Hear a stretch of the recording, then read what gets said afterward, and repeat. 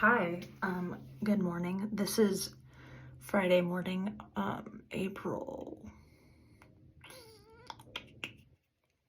30, just kidding, 28, 27, 26.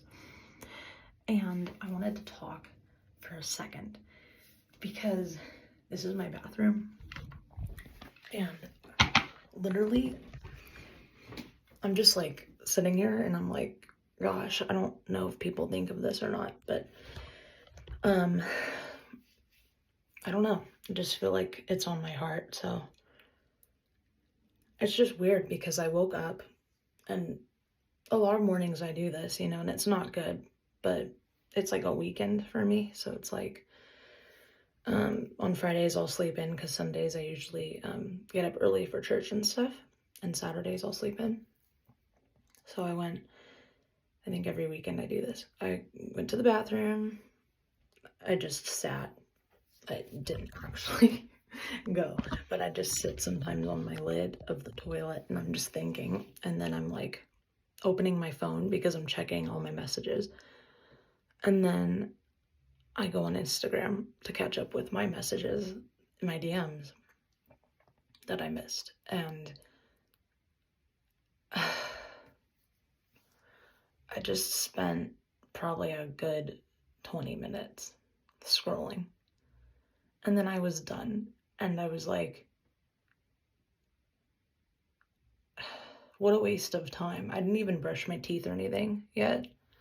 And I'm just like, I just want to be real because we're all human. And literally, it's something that everyone struggles with is social media. And I usually don't do that the first thing in the morning because what happens is what you look at and listen to the first thing in the morning will set the tone for your rest of your day. So, I mean, to tell you the truth, even I go to spin in the morning. That's why I started listening to worship music instead of what is on in the class, because it's a lot of sexual music. It is. It just is. If you listen to pop, if you turn on the radio, it's either about sex, it's either about money, it's either about riches and fame.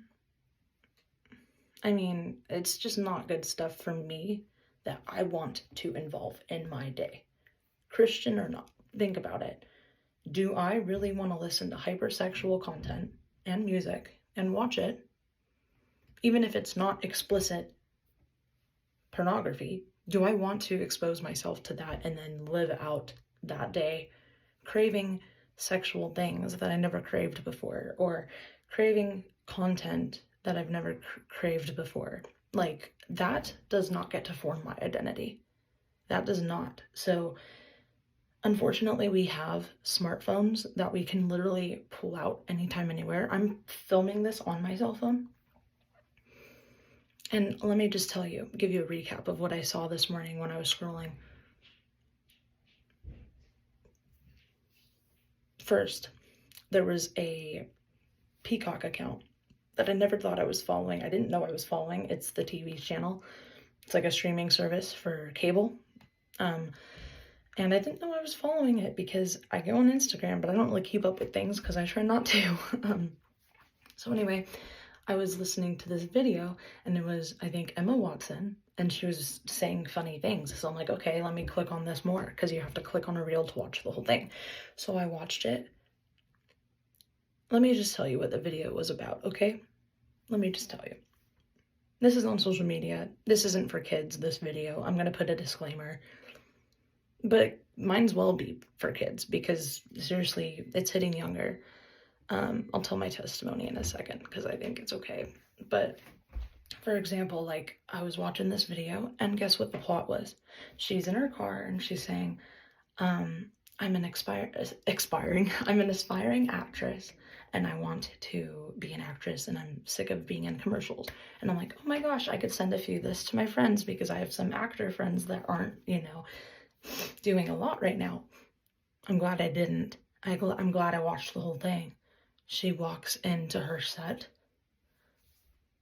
She is the cheated on woman who she was supposed to be in a gay porn like setting. And it didn't show naked, nude people, but the whole concept behind that, it got me thinking about what I used to do,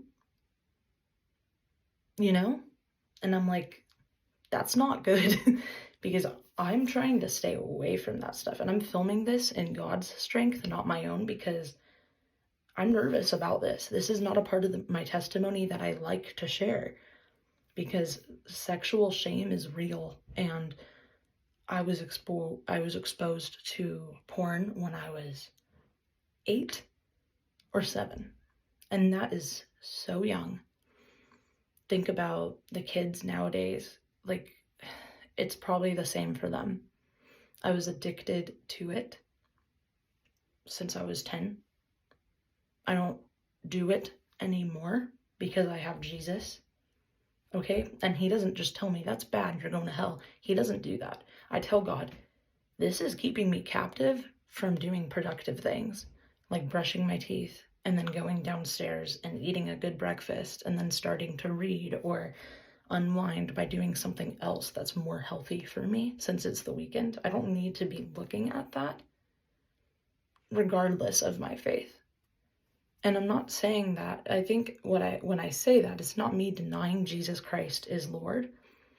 I feel like my ministry and calling is to share with you who may not believe in Jesus or God or religion.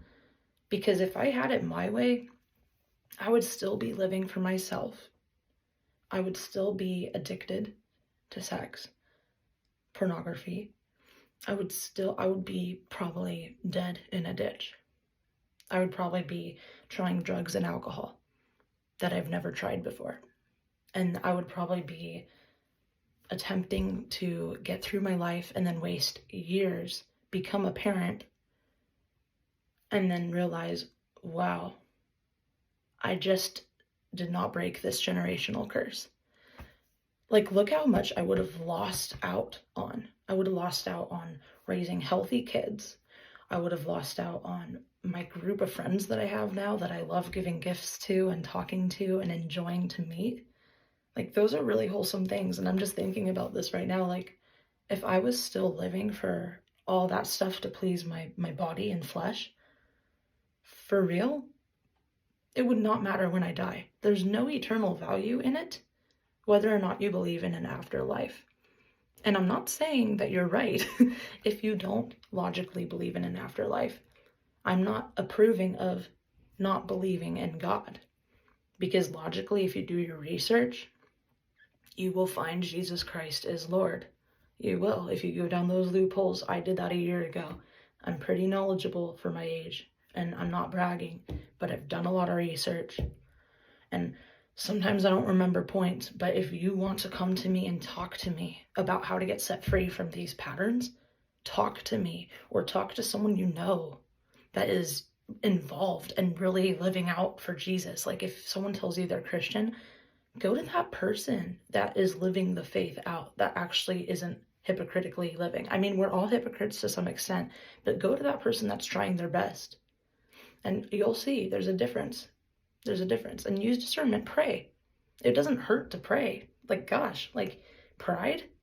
Just because you don't want to pray? I'm not saying like you, but there might be someone that's hearing this, like, what would it hurt to just pray and see if God answers you? Because he loves you. He says in his word that he will answer those who earnestly seek him and humble their face, and he will forgive their sins. Sin is an offense towards God. I never knew what that was, and that's why I always exaggerate that. Before I was Christian, I didn't know what sin was. I didn't know I offended God by doing all these things that were actually bad for me. I didn't know that hurt him. I didn't know he wanted a relationship with me, and that's why I'm sharing this with you, because he does want a relationship with you, and he does want you to be set free, and he does want you to thrive. He wants you to have such a good life. I have a lot of gay friends that are in the LGBT, and my message to that is like, you don't understand the freedom that's waiting on the other side. It's for straight people too. I was addicted to getting approval from guys and my friends that I didn't have because I was being selfish. Okay? I never got a guy that way. You know, I don't think about a relationship. It's so unfulfilling if it's one-sided. And friends are not going to want to be your friends if you're living for yourself and if you're going down the wrong path. I mean, we all have a morality of right and wrong. And that's all I'm saying, guys, is really simple. Say, God, I trust you, and I'm willing to give this a chance, right? Just open yourself up to it, because that's all it takes. And by grace, his grace, through faith, through Jesus' resurrection, he gave us new life. Something always has to die before something is new. And that's why Jesus will not solve your issues all the time if you don't submit them to him. Like, if you're still acting in the gay scene and partying scene and stuff, and you're expecting God to like rescue you and like take you out of that, he's gonna be like, child, I'll give you self-control, I'll give you patience, but there's going to be opportunities to grow that muscle, because unfortunately, because we've sinned, not God, but because we've sinned, you and me, we're going to have temptations with the things of the former old body. And we're all souls. We all have spirits. The thing is, guys, this doesn't last forever, which is why Jesus says, don't fear the one who could kill your body, but fear the one who could cast your soul into eternal darkness forever. And he doesn't do that because he's evil. He does that and he allows you to choose. He's already shown the world his love for us through Jesus Christ. That's also in his word.